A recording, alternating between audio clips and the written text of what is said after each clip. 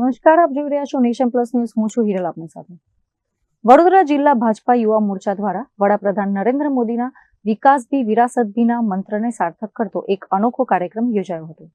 ઐતિહાસિક વારસાના જતન અને સામાજિક જવાબદારીના અદ્ભુત સંગમ સમાન આ કાર્યક્રમમાં મન કી બાતના માધ્યમથી વિરાસત અને અંગદાન જાગૃતિનો સંદેશ આપવામાં આવ્યો હતો. વડોદરા જિલ્લાના ઉરદ ગામે આવેલી પૌરાણિક અને ઐતિહાસિક વણઝારી વાવ આજે જનજાગૃતિનું કેન્દ્ર બની છે. ત્યારે ભારતીય જનતાના યુવા મોરચા વડોદરા જિલ્લા દ્વારા અહીં વડાપ્રધાનના મન કી બાત કાર્યક્રમનું વિશેષ આયોજન કરવામાં આવ્યું હતું.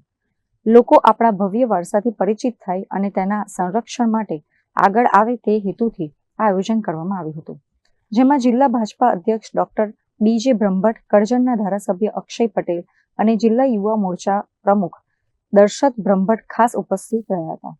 આ પ્રસંગે એક તરફ પૌરાણિક વાવના કાંઠે વિરાસતની વાત થઈ હતી, તો બીજી તરફ વડાપ્રધાને મન કી બાતમાં અંગદાન વિશે કરેલી ચર્ચા સાથે સુખદ સંયોગ સર્જાયો હતો. કાર્યક્રમના અંતે અહીં ઉપસ્થિત તમામ હોદ્દેદારો અને ગ્રામજનોએ અંગદાન જાગૃતિ અંગે માહિતગાર થઈને માનવતાના કાર્ય માટે શપથ ગ્રહણ કર્યા હતા. આ સિવાય વડોદરાના વિરાસતના વારસાને જીવંત રાખવાના પ્રયાસના ભાગરૂપે યુવા મોરચા દ્વારા હેરિટેજ કન્ઝર્વેશન પ્રોજેક્ટ અંતર્ગત સાયલેન્ટ સ્ટોન નામનું પુસ્તક પ્રકાશિત કરવામાં આવ્યું હતું.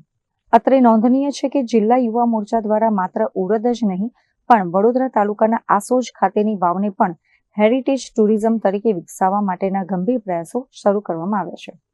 વિરાસતને પુનર્જીવિત કરવાની આ પહેલ આવનારી પેઢી માટે આશીર્વાદરૂપ સાબિત થશે. Bureau report, Nation Plus News, Vadodara.